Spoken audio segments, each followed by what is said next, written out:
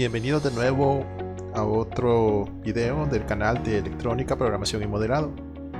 En esta ocasión vamos a hablar sobre el comportamiento de los capacitores en DC. Realmente los capacitores los podemos encontrar tanto en circuitos DC, o sea corriente directa, y también en circuitos en AC, en corriente alterna. Solo que primero vamos a verlos en el ambiente en que se comporta de una forma un poco más fácil de entender.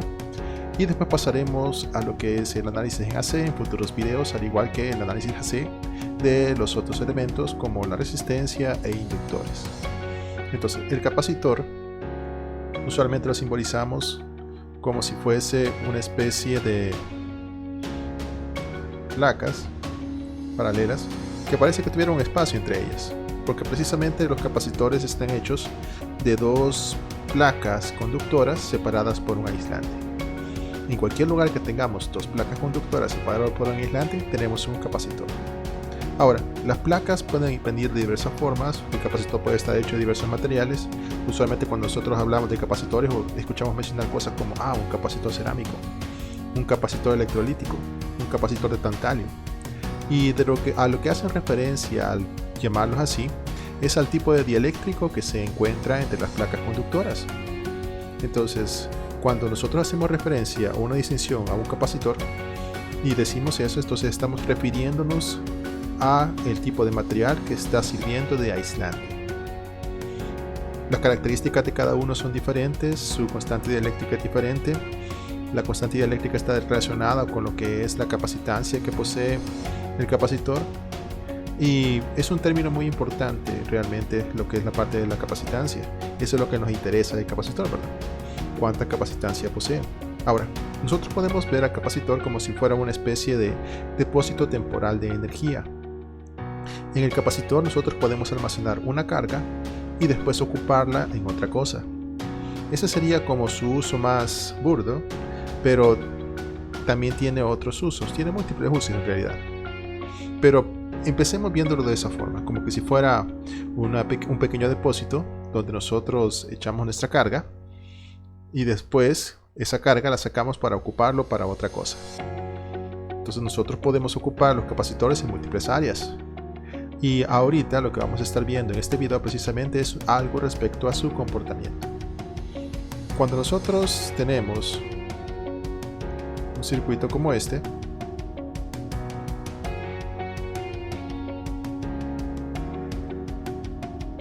lo que tenemos es una fuente de voltaje que está conectado a un capacitor.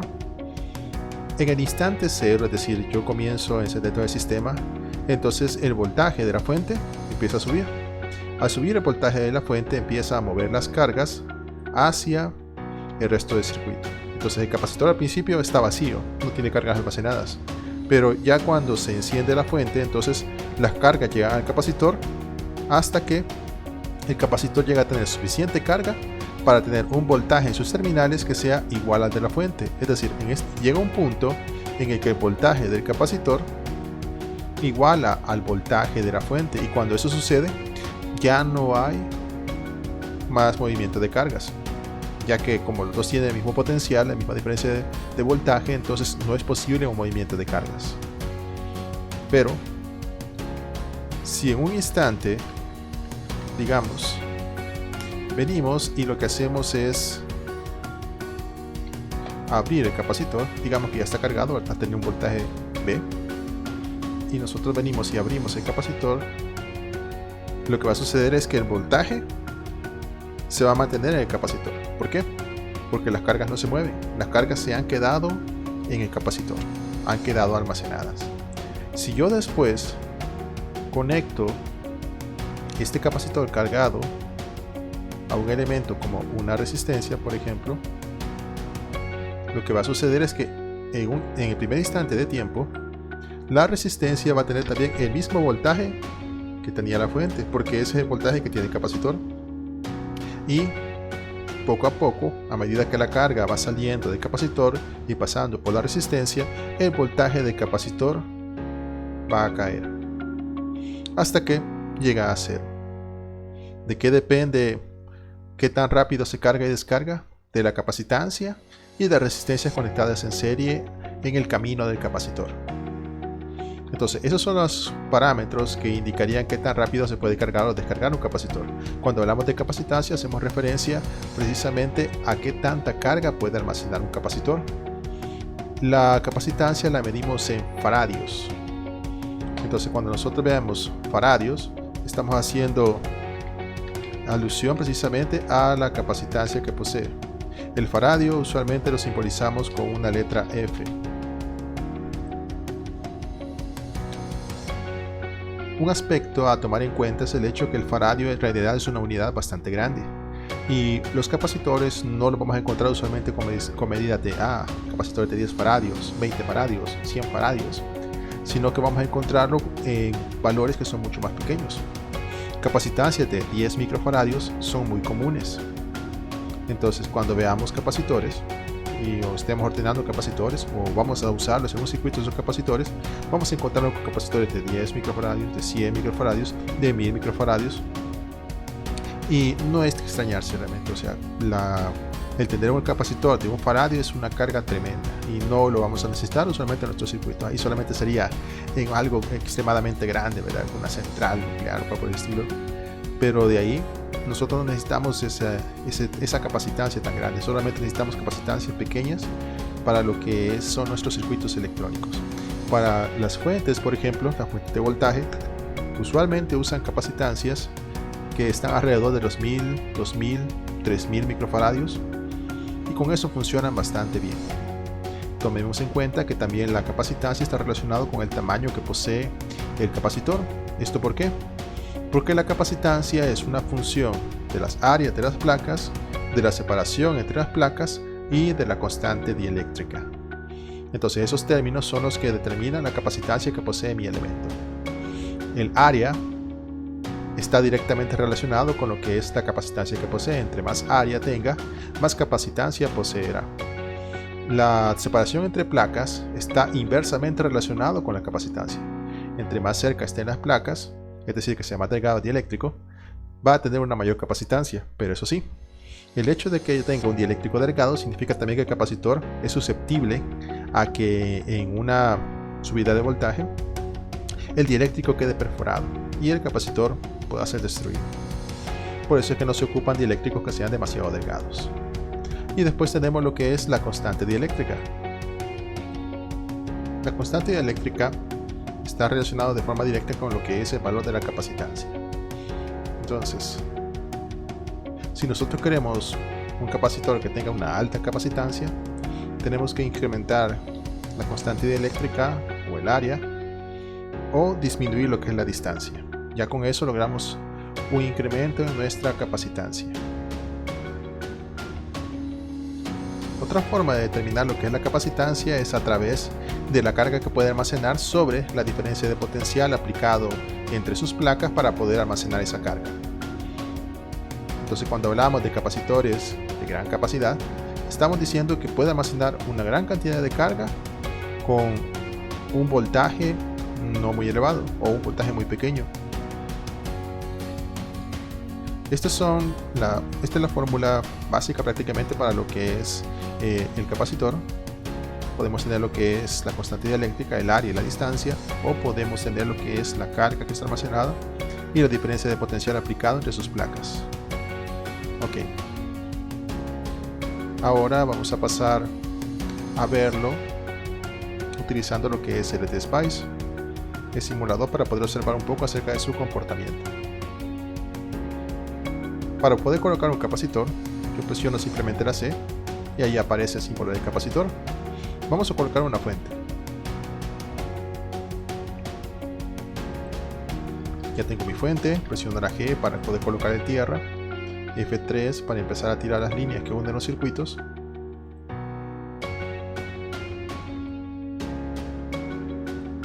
Y después le ponemos el valor de capacitancia. Para este caso le voy a poner una capacitancia de 10 microfaradios. Si se dan cuenta, yo solamente puse la U y LTSpice lo transformó en micro, porque ya sabe que esa es nuestra intención precisamente. Le vamos a colocar un voltaje de 10 voltios. Presiono la barra espaciadora para que nos haga un zoom completo. Y de ahí voy a escribir qué es lo que quiero que haga de simulación. Para este caso le voy a pedir que haga una simulación de puntos de operación para ir visualizando un poco más acerca de su comportamiento. Entonces, corro la simulación. Al correr la simulación, entonces me da los resultados de, en este caso, puedo observar que aparece que el voltaje aplicado en el nodo 001 es de 10 voltios y sale una pequeña corriente. En realidad el valor de esa corriente es muy pequeña, es 1 por 10 a la menos 16, lo cual prácticamente para nosotros sería 0. Si recuerda, mencionaba que cuando estábamos trabajando en un sistema y que el sistema estaba encendido por un tiempo, entonces ya no había circulación de corriente. Podría pensarse que eso se contradice con este resultado que estamos observando en el simulador de LTSpice, pero realmente lo que sucede es que LTSpice también toma en cuenta otros factores para poder calcular lo que es la corriente que está pasando a través del dispositivo. Entonces LTSpice está visualizando el capacitor como si fuera un dispositivo real. Realmente los simuladores tienen esa ventaja con respecto a lo que son los cálculos que podemos hacer nosotros, que los simuladores pueden hacer una gran cantidad de operaciones, tomar ecuaciones que no están tan simplificadas para poder calcular el comportamiento de los dispositivos. Por eso son tan fiables los simuladores.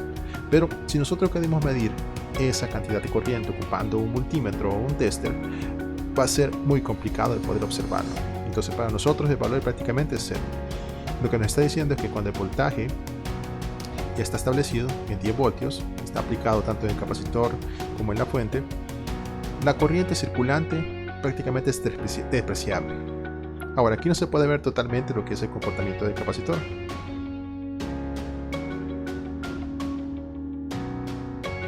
Vamos ahora a observar otro detalle más. Ahora haremos la simulación de sistema, pero esta vez ocupando la simulación de transiente. Vamos a colocar un nombre a este nodo. Pongámosle simplemente BI, aunque va a ser el mismo nodo que se va a ocupar tanto para lo que es la entrada como la salida, ¿verdad? Porque esta es nuestra salida también al mismo tiempo, pero vamos a hacer clic derecho acá para poder configurar lo que es el valor de la simulación en transiente. Entonces en este caso vamos a colocar en nuestro parámetro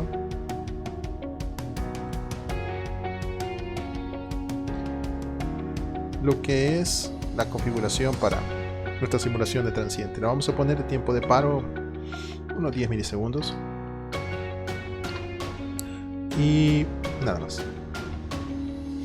Hacemos la simulación. Ups, viendo un pequeño detalle, puse la M separada ¿sí? Y vamos a decirle que plotee primero lo que es el voltaje.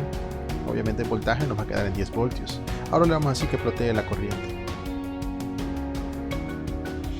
Vamos a ampliar esta parte y vamos a dividir nuestro plano para poder colocar en este otro lado lo que son las corrientes. Entonces podemos observar que en nuestro sistema tenemos una corriente prácticamente de 0. Estamos midiendo en los femtoamperios, es una corriente muy despreciable, mientras el voltaje ha quedado estable prácticamente en 10 voltios. Vamos a hacer una pequeña variación y vamos a decirle que escape lo que es el punto de operación inicial. Y vamos a hacer otra vez la simulación. Vamos a ver ahora unas pequeñas variaciones. Si podemos observar al inicio, vemos que nuestra gráfica no comienza en 10, ¿verdad? El voltaje, sino que tiene un cambio desde 0 voltios hasta el valor de 10. Solo que ese cambio sucede de forma instantánea prácticamente, y cuando sucede ese cambio de forma instantánea, podemos ver que también lo que son las corrientes que están pasando por el capacitor y que provienen de la fuente son extremadamente altas. Ahí sí podemos ver lo que es las leyendas del eje vertical. Estamos viendo que dice 500 kiloamperios, o sea, están 500.000 amperios pasando por el sistema. Lo cual, si eso fuera cierto, estaría destruido tanto la fuente como el capacitor, ¿verdad? Pero es por el mismo hecho de que al principio el sistema empieza a arrancar y se empieza a ver una transferencia de carga. En este caso, como los cables que estamos colocando aquí no hemos dicho que tengan resistencia alguna, entonces los toma como que son cables ideales con cero resistencia, y el amperaje que pasa por ahí es tremendo, grandísimo. Pero después de transcurrido un tiempo extremadamente corto, observamos que otra vez regresa a cero el paso de corriente que está en el circuito entre la fuente de voltaje y el capacitor.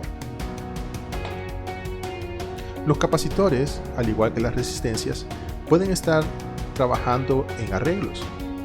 Eso significa que podemos tener capacitores en serie, capacitores en paralelo, capacitores en circuitos mixtos, y necesitamos entonces encontrar los valores de capacitancia del sistema.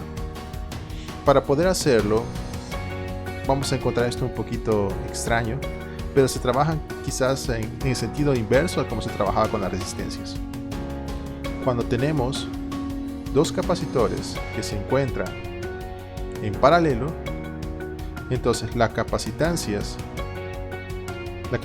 equivalente de esos dos capacitores colocados en paralelo va a ser igual a la capacitancia de un sistema, de uno de los capacitores, perdón, sumado con la capacitancia del otro capacitor. Entonces, para este caso, que tengo dos capacitores, C1 y C2, les he puesto el mismo valor a ambos. Si yo quiero encontrar la capacitancia equivalente del sistema, entonces tendría que es una capacitancia total de 20 microfaradios. Eso es lo inverso, a lo que sucede con la resistencia. La resistencia era el inverso de la suma de los inversos para poder encontrarlo, pero en este caso, en los capacitores, cuando se encuentran en paralelo, simplemente sumamos sus valores para poder encontrar su capacitancia equivalente. Pero cuando estamos trabajando con capacitores en serie, digamos que tuviéramos aquí otro capacitor por acá por este lado, y vamos a quitar este pequeño cable de acá, y digamos que también tuviera 10 microfaradios. Entonces, lo que se observaría es que la capacitancia equivalente de estos dos capacitores colocados en serie sería igual al inverso de la suma de sus inversos. Es decir, estaríamos haciendo un cálculo similar a que las dos resistencias estuvieran en paralelo. Entonces, esa es la forma de poder encontrar lo que son los valores de capacitancia equivalente para un sistema. El cálculo es un poco diferente al de las resistencias, pero realmente es entendible. En este caso ya es más fácil trabajar lo que son capacitores en paralelo, porque simplemente se suman sus valores para poder encontrar sus capacitancias. Ahora, aquí, como se encuentran en serie, la capacitancia equivalente de estos dos capacitores colocados en serie, cada uno que vale 10 microfaradios, sería un capacitor de 5 microfaradios. Entonces, recalco, esto es lo contrario a lo que sucede con las resistencias, la forma en cómo se calculan. Vamos a colocar por acá una resistencia para poder realizar una pequeña simulación para irnos adentrando en cómo va realizándose el proceso de carga y descarga. Digamos que nuestro capacitor ahora es de 100 ohmios. Nuestra resistencia, perdón, tiene un valor de 100 ohmios. Ahora sí tiene más sentido colocar una etiqueta que se llame Vin y otra que se llame Vout.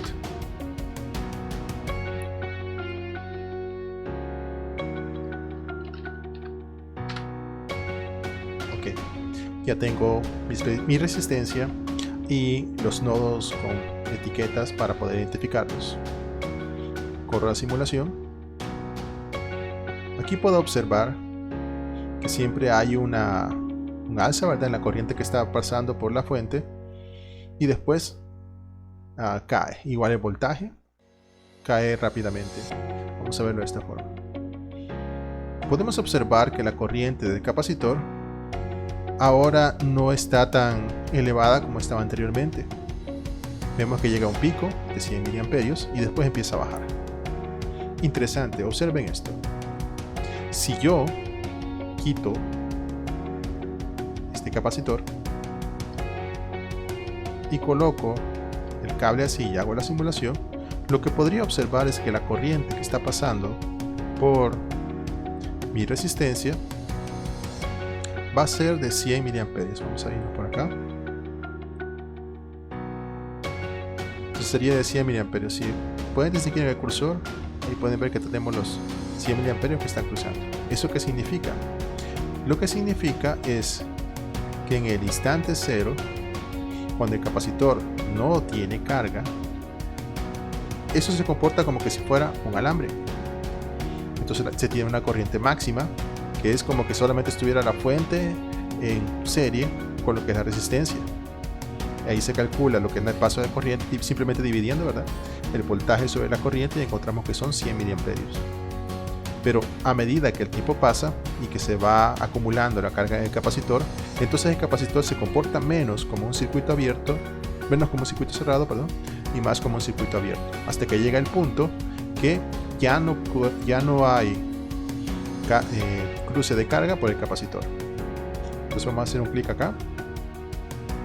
Ahí podemos observar que este es el voltaje del capacitor, que al principio su voltaje en sus terminales es 0 y después va creciendo. El voltaje crece hasta tener el mismo valor que tiene la fuente. ¿Qué significa eso? Significa que llega un punto en que el voltaje que se encuentra en el nodo Vout es exactamente el mismo que el nodo Vin. Eso significa que si tenemos Vin igual a Vout, la diferencia de potencial existente sobre la resistencia es 0. Si tenemos 0 voltios aplicados a la resistencia, no hay corriente. Entonces ahí vemos cómo se van complementando, ¿verdad?, las teorías que hemos estado viendo entre sí. Entonces en el sistema se observa que cuando se llega al punto de estabilidad, no hay más paso de corriente a través del sistema. El capacitor queda cargado y con una carga que le permite llegar a tener los mismos 10 voltios que tiene la fuente. Podemos observar en la curva que para este punto, en alrededor de 5 milisegundos, el voltaje que se tiene en el capacitor es prácticamente el mismo voltaje que se tiene en la fuente. Ahora, ¿qué pasa si yo, por ejemplo, coloco otro capacitor aquí en paralelo y lo conecto a mi sistema? Y le vamos a poner también de 10 microfaradios y hago la simulación. Podemos observar ahora que en 5 milisegundos está algo lejos todavía del valor que tiene la fuente, y que es aproximadamente ahí por 9 milisegundos ahora, que logra aproximarse bastante a ese valor. Entonces podemos observar que le toma más tiempo llegar. ¿Por qué le toma más tiempo? Porque ahora el capacitor es un capacitor de 20 microfaradios, no es de 10. ¿Por qué? Si sacamos la equivalencia entre estos dos, nos daría un único capacitor de 20 microfaradios, por tanto tiene más espacio para almacenar carga, y por lo mismo la carga necesaria para poder alcanzar los 20 voltios en un capacitor que tiene, los 10 voltios, perdón, en un capacitor que tiene más capacidad, es más grande, y se tarda más tiempo entonces en cruzar a través de la resistencia y llegar a almacenarse en los capacitores. Si yo quitara este capacitor, digamos que lo inhabilito por acá y le pongo a este 20 micro y hago la simulación, puedo observar que tiene el mismo efecto. A prácticamente en 9 milisegundos es que se obtiene ese valor de casi obtener el valor del voltaje de entrada. Entonces podemos observar que así es como podemos obtener lo que es la capacitancia equivalente, ¿verdad?, a través de la suma de sus capacitores, de sus capacitancias individuales en paralelo. Pero ¿qué pasa si, por ejemplo, yo coloco el capacitor en serie? Vamos a cambiar un poquito el circuito para que quede en serie.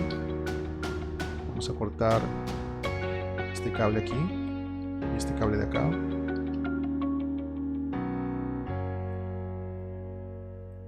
Y le vamos a poner a este 10. Ahora tengo dos capacitores que están en serie de 10 microfaradios cada uno. Aquí se dio el efecto contrario, ¿verdad? En lugar de ser en 5 como se tenía originalmente, que ya alcanzaba el valor, se tiene que es alrededor de 2.3, 2.4 milisegundos, que ya el capacitor obtiene el valor prácticamente de el valor que tiene la fuente. un detalle. Si yo le quito esto y hago la simulación,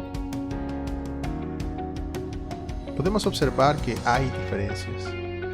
Aquí tenemos una corriente que está variando entre menos 0.9 femtoamperios hasta 1.4 femtoamperios, o sea, es cero prácticamente. Y ya no vemos lo que es la curva de carga del capacitor. ¿Por qué sucede esto? No sé si notaron, pero aquí he quitado lo que es el cálculo de la que escapara lo que es el cálculo de las operaciones de cálculo de estado estable, por decirlo así. Cuando nosotros chequeamos esta opción de aquí que dice saltarse lo que es la solución del punto de operación inicial, lo que le estamos diciendo es empieza a hacer los cálculos tomando en cuenta que la fuente y todo el sistema ahorita está en cero. Entonces, usando las condiciones iniciales, es decir, que el sistema está totalmente apagado y de pronto lo arranqué para poder hacer los cálculos, entonces ahí es donde podemos observar esas curvas.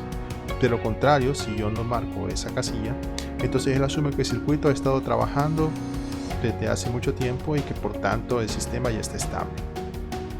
Por eso es que prácticamente la corriente que observamos es la corriente de cuando el capacitor ya se encuentra totalmente cargado. Es una gran diferencia, y ese quizás es un detalle que a veces nos saltamos al momento de estar realizando los análisis de circuitos y que sería bueno tomar en cuenta. Bueno, eso sería la introducción a lo que es el capacitor. Vamos a seguir hablando de este dispositivo y de otros más en futuros videos. Manténganse en contacto y dudas o preguntas pueden hacerle llegar al canal. Esperamos vernos en el siguiente video. Que tengan un gran día.